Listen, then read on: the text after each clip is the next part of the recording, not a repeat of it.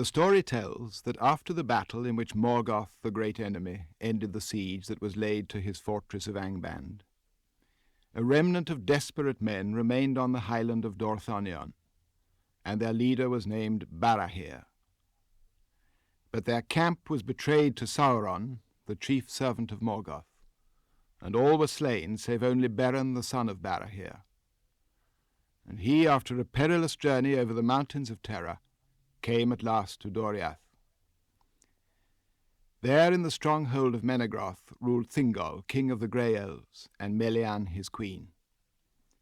She was not an elf, but a Maya of divine race, and about the borders of the hidden kingdom she wove such mazes of enchantment that none might pass through them save by the will of the king. Nevertheless Beren entered into Doriath, the first of mortal men. And there in a glade in the forest of Neldoreth he came on an evening of summer upon Luthien, the daughter of Thingol and Melia, the most beautiful that has ever been of all the children of the world. But she fled from him, and he sought her long in the woods, calling her in his heart Tinúviel, which signifies nightingale, daughter of twilight, in the tongue of the Grey Elves, for he was stricken dumb and could not speak. The story of Beren and Luthien, as it is told in the Silmarillion, thus continues. There came a time near dawn on the eve of spring, and Luthien danced upon a green hill, and suddenly she began to sing. Keen, heart-piercing was her song, as the song of the lark that rises from the gates of night and pours its voice among the dying stars, seeing the sun behind the walls of the world. And the song of Luthien released the bonds of winter, and the frozen waters spoke, and flowers sprang from the cold earth where her feet had passed. Then the spell of silence fell from Beren, and he called to her, crying Tinúviel, and the woods echoed the name. Then she halted in wonder, and fled no more, and Beren came to her. But as she looked on him, doom fell upon her, and she loved him. Yet she slipped from his arms and vanished from his sight even as the day was breaking. Then Beren lay upon the ground in a swoon, as one slain at once by bliss and grief. And he fell into a sleep, as it were into an abyss of shadow, and waking he was cold as stone, and his heart barren and forsaken. And wandering in mind he groped as one that is stricken with sudden blindness, and seeks with hands to grasp the vanished light. Thus he began the payment of anguish for the fate that was laid on him. And in his fate Luthien was caught, and being immortal she shared in his mortality, and being free received his chain. And her anguish was greater than any other of the Eldalie has known. Beyond his hope she returned to him where he sat in darkness, and long ago in the hidden kingdom she laid her hand in his. Thereafter often she came to him, and they went in secret through the woods together from spring to summer. And no others of the children of Ilúvatar have had joy so great, though the time was brief. But J.R.R. the minstrel also loved Luthien, and he espied her meetings with Beren and betrayed them to Thingol. Then the king was filled with anger, for Luthien he loved above all things, setting her above all the princes of the elves, whereas mortal men he did not even take into his service. Therefore he spoke in grief and amazement to Luthien, but she would reveal nothing, until he swore an oath to her that he would neither slay Beren nor imprison him. But he sent his servants to lay hands on him, and lead him to Menegroth as a malefactor. And Luthien, forestalling them, led Beren herself before the throne of Thingol, as if he were an honoured guest. Then Thingol looked upon Beren in scorn and anger, but Melia was silent. "Who are you," said the king, "that come hither as a thief, and unbidden dare to approach my throne?" But Beren, being filled with dread, for the splendour of Menegroth and the majesty of Thingol were very great, answered nothing. Therefore Luthien spoke and said, He is Beren, son of Barahir, lord of men, mighty foe of Morgoth, the tale of whose deeds is become a song even among the elves.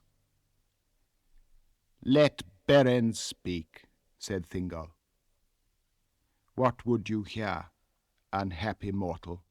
And for what cause have you left your own land to enter this, which is forbidden to such as you? Can you show reason why my power should not be laid on you in heavy punishment for your insolence and folly?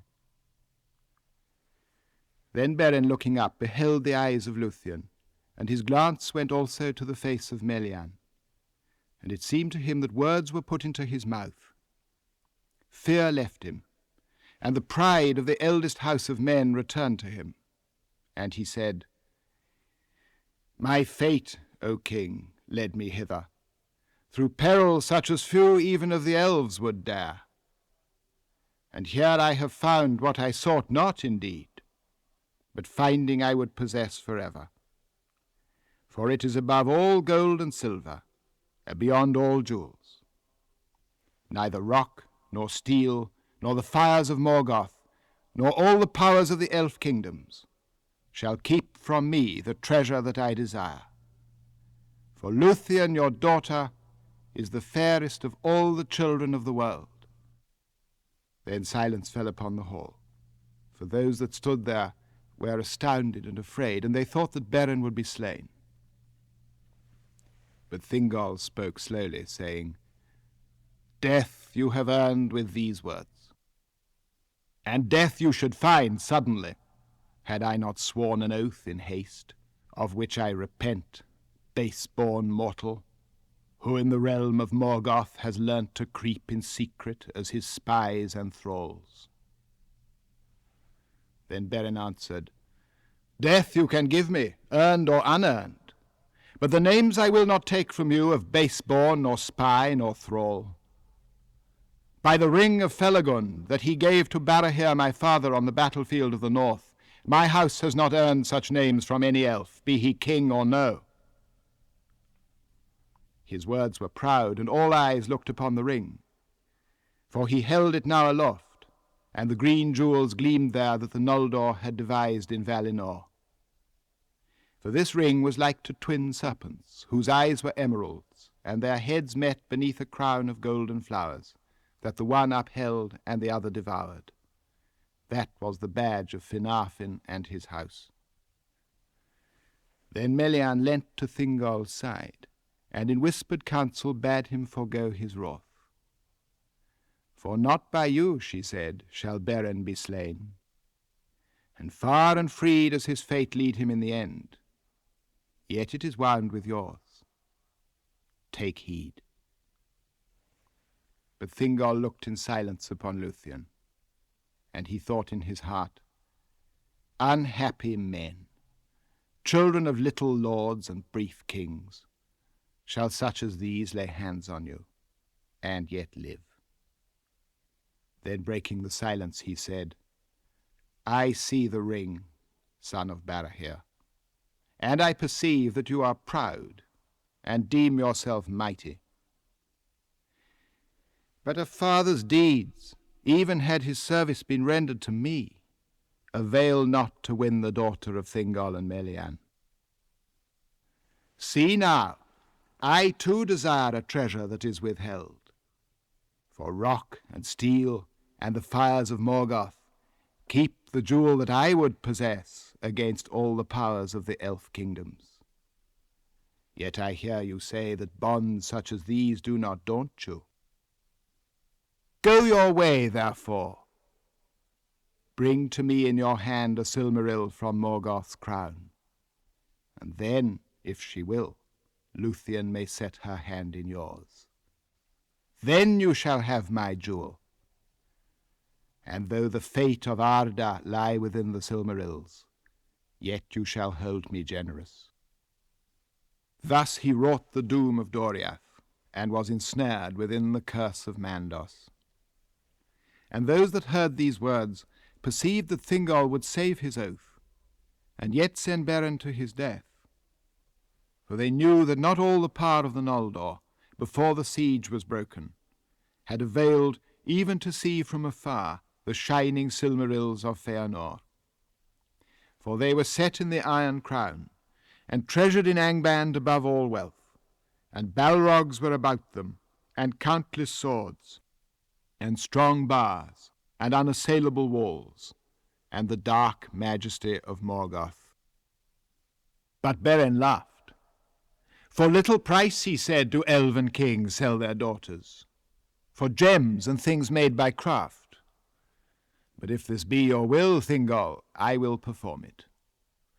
And when we meet again, my hand shall hold a Silmaril from the Iron Crown, for you have not looked the last upon Beren, son of Barahir. Then he looked in the eyes of Melian, who spoke not. And he bade farewell to Luthien and Tinúviel, and bowing before Thingol and Melian, he put aside the guards about him, and departed from Menegroth alone. Then at last Melian spoke, and she said to Thingol, O king, you have devised cunning counsel. But if my eyes have not lost their sight, it is ill for you whether Beren fail in his errand or achieve it. For you have doomed either your daughter or yourself, and now is Doriath drawn within the fate of a mightier realm. But Thingol answered, I sell not to elves or men those whom I love and cherish above all treasure. And if there were hope or fear that Beren should come ever back alive to Menegroth, he should not have looked again upon the light of heaven, though I had sworn it. But Luthien was silent, and from that hour she sang not again in Doriath. A brooding silence fell upon the woods, and the shadows lengthened in the kingdom of Thingol.